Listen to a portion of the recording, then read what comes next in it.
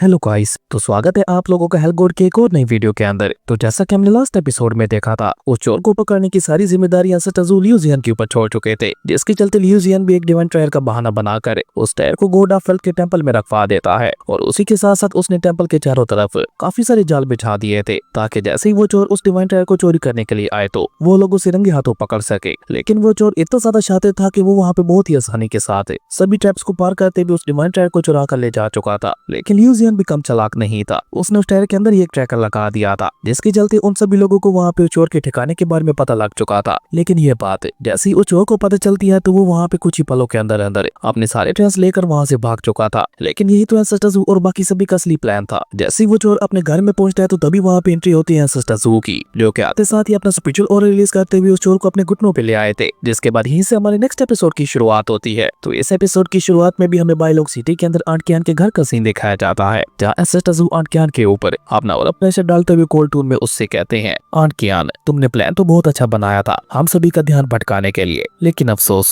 इस बार तुम्हारा पाला गलत इंसान से पड़ गया, क्योंकि मैं पहले से ही जानता था कि सबके पीछे तुम्हारा हाथ है। अब जैसे ही आंट कियान को वहाँ पे सबके बारे में पता चलता है तो उसे वहाँ पे एक बहुत बड़ा झटका लगता है। लेकिन अभी उसके पास वहाँ पे हैरान होने का समय नहीं था, इसलिए वो वहाँ पे बिना उस समय जाया किए जल्दी से भागते हुए पीछे के दरवाजे से निकलने की कोशिश करती है। लेकिन तभी उसके रास्ते में आ जाते हैं हाउजियान, मिचू और लिंगहू, जिनके साथ टकरा कर वो दोबारा वहीं पे गिर जाती है। और मिचू तो वहाँ पे उसे गौर से देखते हुए कहती है, तुम तो वही बुढ़िया हो ना जो कि हर रोज गॉड ऑफ टेंपल के अंदर आकर वेल्थ गॉड की वर्शिप किया करती थी। अब ये सब सुनकर तो बेचारी आंट कियान वहाँ पे और भी ज्यादा घबरा जाती है। तभी उसे वहाँ पे बाहर निकलने का एक और रास्ता दिखाई देता है, जिसे देखकर वो वहाँ पे बिना कुछ सोचे समझे उसी तरफ दौड़ लगा देती है। लेकिन इस बीच उसके रास्ते में आ जाते हैं लियू जियान और डोंगमी, जहाँ डोंगमी तो अपनी दाढ़ी में हाथ फेरते हुए उससे कहता है, हे बुढ़िया कहाँ भागी जा रही हो। जबकि लियू जियान भी वहाँ पे मुस्कुराते हुए आंट कियान से कहता है, तुम्हें क्या लगा था कि तुम सबसे बड़ी चोर हो, तुमसे भी बड़े चोर अब भी जिंदा हैं। तुम्हें फंसाने के लिए मुझे थोड़ी बहुत मेहनत तो करनी पड़ी, पर शुक्र है मेरी मेहनत रंग ले आई। और ये कहकर लियू जियान वहाँ पे आगे बढ़ते हुए आंट कियान से कहता है, लेकिन मैं तुम्हारी तारीफ भी करना चाहूंगा, क्योंकि तुम्हारी चोरी की स्टाइल ने वाकई मुझे काफी ज्यादा इंप्रेस कर दिया है। लियू जियान की ये बात सुनकर हम देखते हैं कि आंट कियान वहाँ पे चिल्लाते हुए उससे कहती है, मैं स्टाइल मारने के लिए चोरी नहीं करती, मुझे जो चीज पसंद आ जाती है उसे मैं किसी भी कीमत पर पा ही लेती हूँ। वो तो तुम सभी लोग हो के उसे चोरी का नाम देते हो। आंट कियान की ये बात सुनकर हम देखते हैं कि पीछे की तरफ मौजूद मिचू वहाँ पे ताली बजाते हुए कहती है, क्या बात है आंट कियान,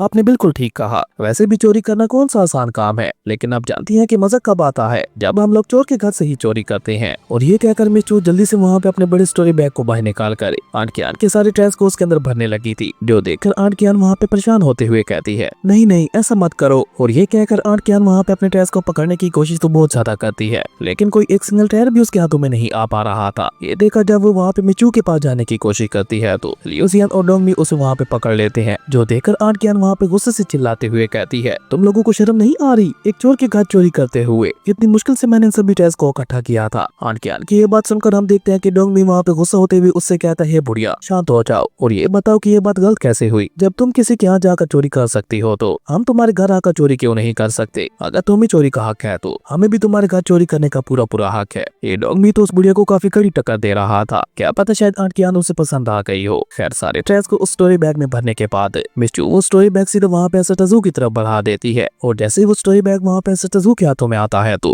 एंसेस्टर्स भी उसे काफी गौर से देख रहे थे। जबकि पीछे की तरफ हम देखते हैं कि आंट कियान की नजरें तो वहाँ पे अपने स्टोरी बैग के ऊपर ही टिकी हुई थी। उसके दिमाग में बस एक ही बात चल रही थी कि आखिर वो इन सभी को चकमा दे तो दे कैसे। और साथ ही साथ उसे वहाँ पे एंसेस्टर्स की बॉडी से निकलने वाले खतरनाक औरों को महसूस करके काफी ज्यादा डर भी लग रहा था। वो डरते हुए अपने मन में कहती है कि एक पल के लिए तो मैं बाकी सभी से निपट भी लूंगी, लेकिन इस पर्सन का क्या करूंगी, ये पर्सन मुझे कहीं से भी सिंपल दिखाई नहीं दे रहा। लेकिन ये कहते कहते उस बुढ़िया के दिमाग में एक आइडिया आता है और वो जानबूझकर वहाँ पे बेहोश होने का नाटक करते हुए वहीं पे नीचे गिर जाती है, जो देखकर बर्नी करो वहाँ पे सीधा उस बुढ़िया के पास जाते हुए कहता है, ये बुढ़िया हमें यहाँ पे कितना सदा पका रही थी, अच्छा हुआ कि ये बेहोश हो गई। लेकिन अभी बर्नी करो वहाँ पे उसके पास जाते हुए सब बोल ही रहा था कि तभी अचानक से उस बुढ़िया की बॉडी से ओरिजिन पावर निकल कर बाहर आती है, जो देखकर निंगयू वहाँ पे एक बार फिर से अपनी स्पिरिचुअल पावर का इस्तेमाल करते हुए उसे पकड़ने की कोशिश करती है। लेकिन सेम वहाँ पे पिछली बार की तरह वो ओरिजिन एनर्जी एक बार फिर से उसके हाथों से निकल जाती है, जो देखकर निंगयू भी वहाँ पे परेशान होते हुए कहती है, अरे नहीं एक बार फिर से नहीं, लेकिन ये ओरिजिन पावर है क्या चीज है। मुझे लगता है कि कोई इस ओरिजिन पावर का इस्तेमाल करते हुए आंट कियान की बॉडी को इस्तेमाल कर रहा था। और तभी देखते ही देखते वो सारी ओरिजिन पावर एक जगह पे इकट्ठा होते हुए एक छोटे से एनर्जी बॉल का रूप ले लेती है, जिसके बाद वो वहाँ पे बहुत ही तेजी के साथ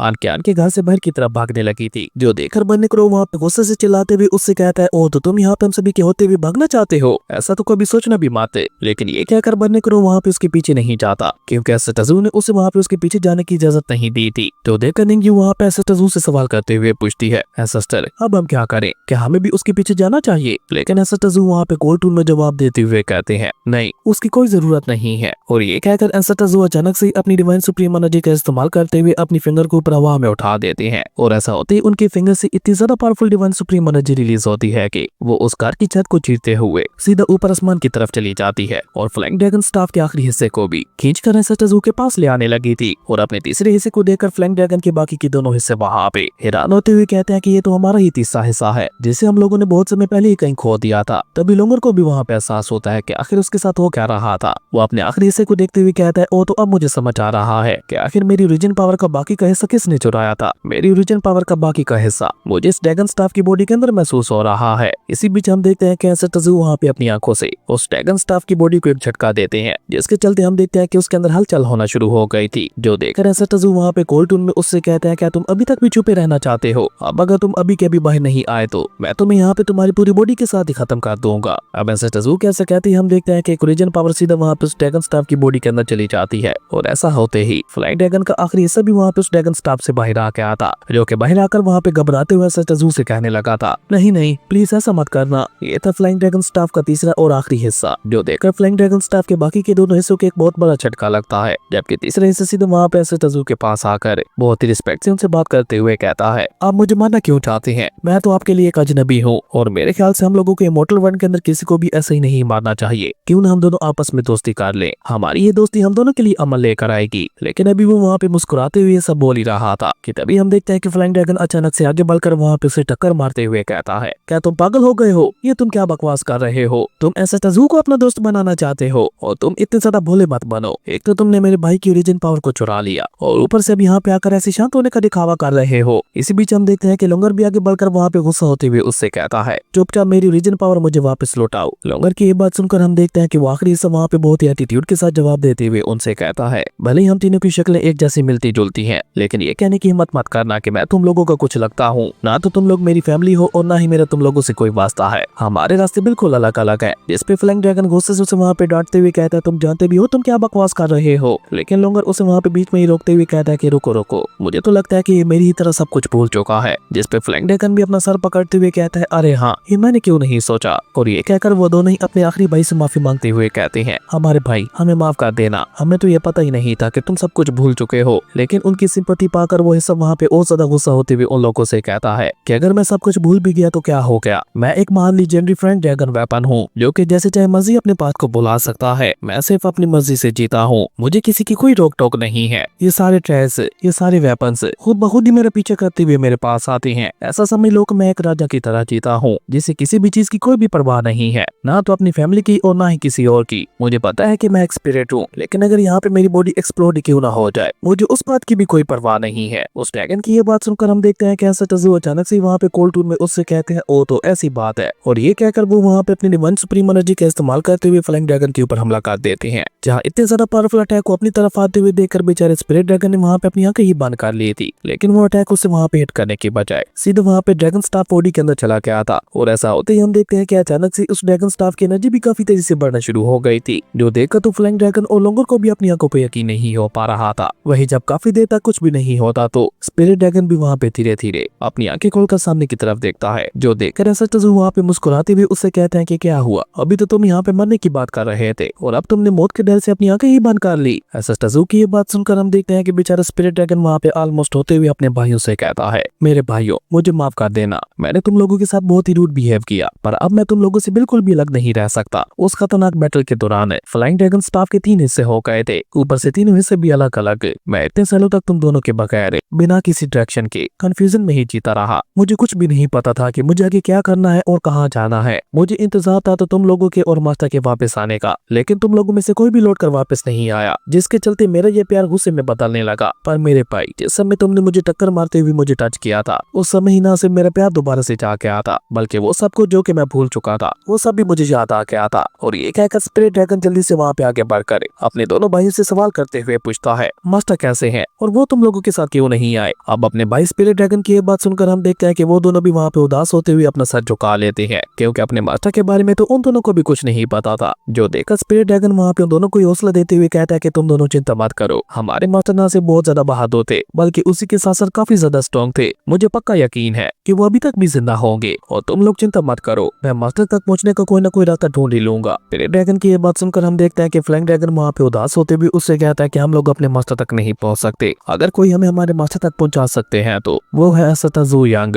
और ये कहकर फ्लाइंग ड्रैगन और लोंगा दोनों ही जल्दी से वहाँ पे एसेटा ज़ू के पांव पकड़ते हुए उनसे कहते हैं, एसेटर अब आपको ही हमें हमारे मास्टर तक पहुंचाना होगा, हमें नहीं पता कि वो किस हालत में होंगे। भले ही वो गुस्से के बहुत ज्यादा तेज थे, लेकिन वो दिल के काफी ज्यादा अच्छे थे। आपको तो पता ही होगा कि वो हमारी एंशिएंट एलियन सेट को बचाने के लिए खुद अकेले गोड्स के साथ फिर गए थे। प्लीज हम आपके पांव पकड़ते हैं, हमारे माता को बचा लीजिए और उन्हें ढूंढने में हमारी मदद कीजिए। अब उन दोनों की ये सारी बातें सुनकर हम देखते हैं कि एसेटा ज़ू वहाँ पे कोल्टून में उन दोनों से कहते हैं, लेकिन जितना मैंने तुम्हारे मास्टर के बारे में सुना है उसके मुताबिक तो तुम्हारा मास्टर एक बेकार इंसान था। एसेटा ज़ू की ये बात सुनकर तो हम देखते हैं कि वो दोनों भाई वहाँ पे कुछ नहीं बोल पाते, लेकिन स्पिरिट ड्रैगन वहाँ पे अपने गुस्से के ऊपर काबू नहीं रख पाता। वो गुस्से से वहाँ पे चिल्लाते हुए एसेटा ज़ू से कहता है कि मेरे मास्टर कोई आम इंसान नहीं थे, वो ना ही वो बेकार थे, वो एंशिएंट एलियन सेट के 26वें आउटर डिसेबल थे, उनके पास एंशिएंट एलियन सेट का एक प्रेस्टिजियस टाइटल भी था, इसलिए आप मेरे मास्टर को बेकार नहीं कह सकते। मेरे मास्टर बहुत ही ज्यादा टैलेंटेड थे, उन्होंने अपनी फोर्जिंग स्किल्स का इस्तेमाल करते हुए एंशिएंट एलियन सेट को काफी ज्यादा पावरफुल वेपन्स डिफाइन करके दिए। और ये कहकर वो वहाँ पे कुछ स्पेशल वेपन्स को समन करते हुए कहता है कि इन्हें गौर से देखिए, इन सारे वेपन्स को रिफाइन करने वाले कोई और नहीं बल्कि हमारे मास्टर ही थे। इवन एंशिएंट एलियन सेट के कोर डिसेबल्स तक को भी मेरे मास्टर ही वेपन्स रिफाइन करके दिया करते थे। स्पिरिट ड्रैगन की ये बात सुनकर हम देखते हैं कि एसेटा ज़ू वहाँ पे कोल्टून में उससे कहता है, ओ तो तुम्हारे पास एंशिएंट एलियन सेट के स्पेशल वेपन्स है। और ये कहकर एसेटा ज़ू वहाँ पे अपनी डिवाइन सुप्रीम एनर्जी का इस्तेमाल करते हुए एक स्पेशल हैमर को वहाँ पे अपने पास बुला लेते हैं। उस हैमर के पीछे पीछे स्पिरिट ड्रैगन भी वहाँ पे एसेटा ज़ू के पास आते हुए उनसे कहता है, मैं तो बस आपको इन स्पेशल वेपन्स के बारे में बता रहा था, इन्हें आपको सौंप नहीं रहा था। लेकिन अभी वो स्पिरिट ड्रैगन वहाँ पे ये सब बोल ही रहा था कि तभी सामने की तरफ हम देखते हैं कि एसेटा ज़ू अचानक से वहाँ पे अपने हैमर का इस्तेमाल करते हुए उसे वहाँ पे उस घर की दीवार के ऊपर दे मारते हैं। और ऐसा होते ही वहाँ पे एक बहुत ही ज्यादा बड़ा एनर्जी ब्लास्ट हो गया था, जिससे निकलने वाली एनर्जी जब वहाँ पे खत्म होती है तो आर्कियन का घर वहाँ पे एक छोटे से घर में ट्रांसफॉर्म हो चुका था। जो देखकर तो बेचारे स्पिरिट ड्रैगन को भी वहाँ पे एक बहुत बड़ा झटका लगता है, उसे अपनी आंखों पे यकीन ही नहीं हो पा रहा था कि एसेटा ज़ू ने अपने सिर्फ एक ही मूव के साथ पूरे के पूरे घर को रिफाइन करते हुए उसे इतना ज्यादा पावरफुल बना दिया। वहीं सामने की तरफ मौजूद जब डिंग यू की नजर उस घर के ऊपर पड़ती है तो वो भी वहाँ पे हैरान होते हुए कहती है, क्या एसेटा ज़ू ने आर्कियन के घर को एक ड्रैगन प्रिजन हाउस में ट्रांसफॉर्म कर दिया। वहीं डिंग यू अभी ये सब कह ही रही थी कि तभी हम देखते हैं कि उस ड्रैगन प्रिजन हाउस का डोर वहाँ पे ओपन हो जाता है और ऐसा होते ही वो हाउस खुद ब खुद ही स्पिरिट ड्रैगन को अपने अंदर खींचने लगा था। हालांकि स्पिरिट ड्रैगन खुद को छुड़ाने की कोशिश तो बहुत ज्यादा करता है, लेकिन तब तक बहुत ज्यादा देर हो चुकी थी क्योंकि ड्रैगन प्रिजन हाउस उसे अपने अंदर खींच चुका था और अब बेचारा स्पिरिट ड्रैगन वहाँ पे एक तरह से उस घर के अंदर ट्रैप हो चुका था, क्योंकि एसेटा ज़ू ने उसे स्पेशली रिफाइन एक जेल की तरह किया था। इसी बीच जब स्पिरिट ड्रैगन वहाँ पे उस ड्रैगन प्रिजन हाउस को देखता है तो वो भी वहाँ पे चौंकते हुए कहता है कि यकीन नहीं हो रहा, इस पर्सन ने अपने सिर्फ एक ही मूव के साथ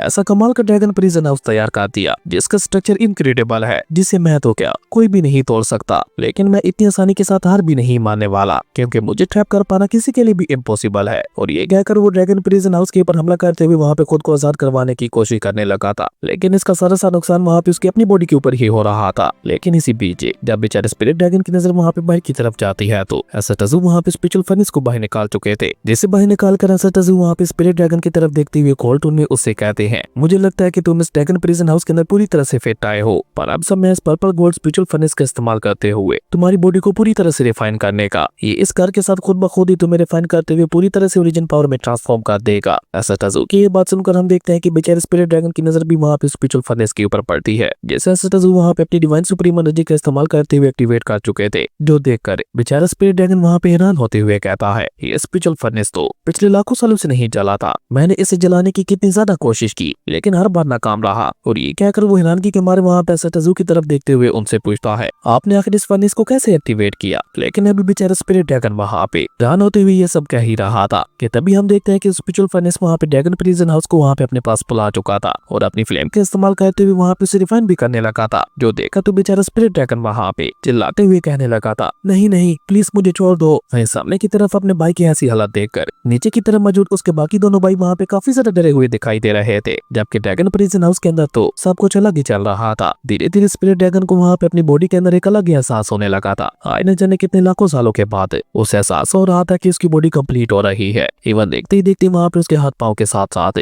उसकी पूरी की पूरी बॉडी दोबारा से रिजनरेट हो जाती है, और ऐसा होते ही वहाँ पे उसकी बॉडी से इतना सारा पावरफुल स्पिरिचुअल ऑरा रिलीज होता है कि वो ड्रैगन प्रिजन हाउस भी वहाँ पे डिस्ट्रॉय हो चुका था। जैसे स्पिरिट ड्रैगन चीरता हुआ सीधा वहाँ पे एंसेस्टर ज़ू के पास पहुंच जाता है, जो देखा जब उसके दोनों भाई भी वहाँ पे स्पिरिट ड्रैगन के पास आते हैं तो उन दोनों को भी वहाँ पे एक बहुत बड़ा झटका लगता है। वो हैरान होते हुए अपने तीसरे भाई से कहते हैं, एंसेस्टर ज़ू ने तो तुम्हें एक इमॉर्टल बॉडी दे दी, लेकिन लॉन्गर वहाँ पे उसे टोकते हुए कहता है नहीं नहीं ये तो इनविंसिबल स्टील बॉडी है। और ये कहकर वो दोनों ही भाई उसकी तारीफें करते हुए कहने लगे थे, हमारे भाई तुम तो बहुत ही ज्यादा लकी हो। जबकि सामने की तरफ हम देखते हैं कि स्पिरिट ड्रैगन वहाँ पे आगे बढ़कर एंसेस्टर ज़ू से कहता है, मैं समझ गया, मेरे मास्टर आपके मुकाबले में कुछ भी नहीं थे। मेरे मास्टर तो क्या कोई भी आपका कंपेयर नहीं कर सकता। जिस इमॉर्टल बॉडी को बनाने के लिए लोग हजारों लाखों साल लगा देते हैं, आपने सिर्फ अपने एक ही मूव के साथ मुझे इमॉर्टल बॉडी दे दी। यही साबित करता है कि आप कितने ज्यादा महान हो। इवन आज अगर यहाँ पे हमारे मास्टर भी होते तो वो भी आपके सामने अपना साथ झुकाते। स्पिरिट ड्रैगन की ये बात सुनकर हम देखते हैं कि एंसेस्टर ज़ू वहाँ पे स्पिरिचुअल फर्नेस को अपने पास रखते हुए कोल्ड टूर में कहते हैं, पर ये बात भी सच है कि तुम्हारे मास्टर की क्रिएशंस बहुत ज्यादा कमाल की थी। अब ये सुनकर तो वहाँ पे तीनों भाइयों को और भी ज्यादा बड़ा झटका लगता है। इवन स्पिरिट ड्रैगन तो वहाँ पे आगे बढ़कर एंसेस्टर ज़ू से सवाल करते हुए पूछता है, लेकिन अभी थोड़ी देर पहले तो आप मेरे मास्टर को बेकार कह रहे थे, जिसमें एंसेस्टर ज़ू की बजाय निंग्यू उसे वहाँ पे जवाब देते हुए कहते हैं कि वो सच नहीं था। तुम्हारे मास्टर तो क्या एंसेस्टर ज़ू एंशिएंट वाले सेट के किसी भी डिसेबल को ऐसे ही नहीं छोड़ सकते। खैर उसके बाद वो सभी लोग वहाँ से बाइलोंग सिटी के गॉड टेंपल के अंदर पहुंच जाते हैं, जहाँ पे वो चोर जीमिंग अभी भी छुपकर उनके ऊपर नजर रखे हुए था, जिसे लियूजियन वहाँ पे छुपा होने के बावजूद भी देख लेता है। लेकिन वो वहाँ पे उन सभी को देखकर वहाँ से भागने की कोशिश करने लगा था, जो देखकर लियूजियन वहाँ पे अपनी थंडर एनर्जी का इस्तेमाल करते हुए उसकी बॉडी को जकड़ते हुए उसे सीधा अपने सामने ले आता है और मुस्कुराते भी उससे कहता है, हाँ जी सर जी, कहाँ भागे जा रहे थे। जिसपे बेचारा जीमिंग वहाँ पे घबराते हुए कहता है, मुझे अब गॉड ऑफ हेल्थ की पोजीशन और ज्यादा नहीं चाहिए, इसमें बहुत ज्यादा घाटा है। आप गॉड ऑफ हेल्थ की अगली पोजीशन है एंसेस्टर को दे सकते हैं, मुझे कोई भी एतराज नहीं होगा। वहीं पीछे की तरफ बर्निंग क्रो वहाँ पे गॉड ऑफ हेल्थ के स्टैचू के ऊपर बैठते हुए कहता है, लेकिन इस पोजीशन में तो कोई भी मजा नहीं है, हम तो इससे भी ज्यादा मजा करने के लिए कहीं और जाने वाले हैं। बर्निंग क्रो की ये बात सुनकर हम देखते हैं कि वो चोर जीमिंग भी वहाँ पे एक्साइटेड होते हुए कहता है, कहाँ जाने वाले हो आप सभी लोग। जिसपे डोंगमी उसे वहाँ पे जवाब देते हुए बताता है कि हम सभी लोग एक और डायमेंशन के अंदर जाने वाले हैं। अब डोंगमी की ये बात सुनकर हम देखते हैं कि जीमिंग वहाँ पे सारा माजरा समझते हुए कहता है, ओ तो अब मुझे समझ आया कि आप लोगों ने मुझे यहाँ पे पकड़ा क्यों। तो आप लोग दूसरी डायमेंशन के अंदर जाना चाहते हैं, लेकिन उससे पहले मेरा एक सवाल है, आप लोगों को पता कैसे चला कि मैं यहाँ पे रुककर पिछले इतने सालों से दूसरी डायमेंशन के अंदर जाने वाले वॉइड गेट पोर्टल की रक्षा कर रहा था। जीमिंग की ये बात सुनकर हम देखते हैं कि लियूजियन आगे बढ़कर वहाँ पे मुस्कुराते हुए उससे कहता है, अरे हमें तो नहीं पता था कि तुम यहाँ पे किसी वॉइड गेट पोर्टल की रक्षा कर रहे हो। हम लोग तो बस यहाँ से जाने से पहले एक आखिरी बार तुम्हें गुड बाय कहने आए थे, और उसी के साथ साथ तुमसे कुछ ट्रेस भी। पर इससे आगे लियूजियन वहाँ पे कुछ भी कह पाता उससे पहले हम देखते हैं कि जीमिंग वहाँ पे नाना में अपना सर हिलाते हुए कहता है,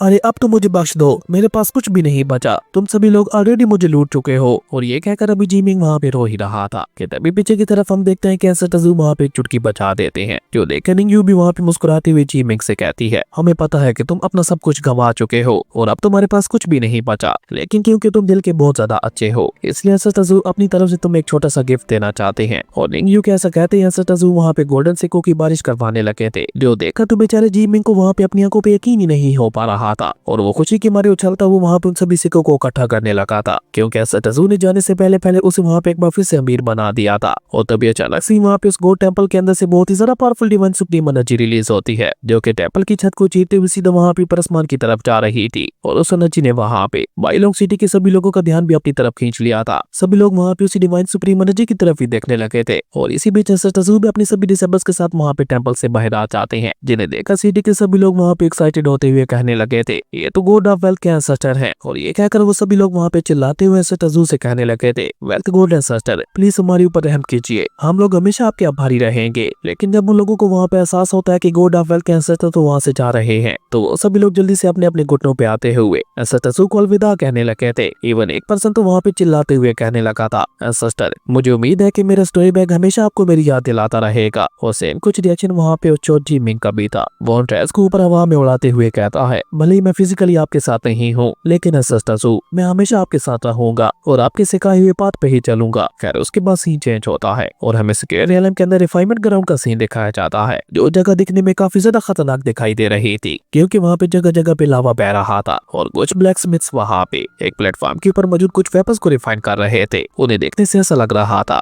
कि रिफाइनमेंट के अलावा उन लोगों का दूसरा कोई भी मकसद नहीं है। और तभी वहाँ पे एंट्री होती है टजू यांग और उनके सभी डिसेबल्स की, जो कि उस जगह को वहाँ पे बहुत ही गौर से देखते हुए नीचे आ रहे थे। और जैसे मिचू वहाँ पे नीचे लैंड होती है तो वो उस जगह को देखकर परेशान होते हुए कहती है, ये कैसी अजीब जगह है, क्या ये फर्नेस हॉल है? इसी बीच उन लोगों की नजर वहाँ पे अपने सामने मौजूद उन ब्लैकस्मिथ्स के ऊपर पड़ती है जो कि अभी तक भी वहाँ पे इग्नोर करते हुए अपने वेपन्स को ही रिफाइन कर रहे थे कि तभी स्वॉर्ड के एक टुकड़ा टूटकर उड़ते हुए सीधा से टजू के पास आता है। लेकिन ऐसा टजू के प्रोटेक्टिव बैरियर के साथ टकरा कर ही वो स्वॉर्ड का टुकड़ा मेल्ट होते हुए पूरी तरह से खत्म हो गया था, जिसके चलते उन ब्लैकस्मिथ्स की नजर भी वहाँ पे ऐसा टजू और उनके डिसेबल्स के ऊपर पड़ती है, जो देखकर उनका लीडर वहाँ पे चिल्लाते हुए गुस्से से कहता है, कौन हो तुम सभी लोग? जो देखकर बन्नी क्रो वहाँ पे हैरान होते हुए कहता है, ये सभी तो रियल ब्लैकस्मिथ्स हैं। और बन्नी क्रो कैसा कहते ही फ्लाइंग ड्रैगन के 3 हिस्से वहाँ पे जल्दी से आगे बढ़कर हर एक ब्लैकस्मिथ को देखते हुए कहने लगे थे, क्या तुम हो हमारे मास्टर? और ये कहकर तो वो वहाँ पे एक एक ब्लैकस्मिथ को तंग करते हुए उन्हें वहाँ पे नीचे जमीन पे गिरा चुके थे, लेकिन उन्हें अपना मास्टर अभी तक कहीं पे भी नहीं मिला था। इसी बीच स्पिरिट ड्रैगन वहाँ पे एक ब्लैकस्मिथ को देखते हुए कहता है, तो तुम हो हमारे मास्टर? जबकि पीछे की तरफ मौजूद ऐसा टजू को तो वहाँ पे कुछ गड़बड़ लग रही थी, जिसके चलते उनके फेस के ऊपर एक और लुक भी आ चुका था। और इसी कमाल के सीन के साथ ही हमारा ये अमेजिंग एपिसोड यहीं पे खत्म हो जाता है। दोस्तों, अगर आपको ये वीडियो अच्छी लगी तो लाइक कर दें और अगर चैनल पे नए आए हो तो सब्सक्राइब करते जाना। तो मिलते हैं एक न्यू वीडियो में, तब तक के लिए बाय।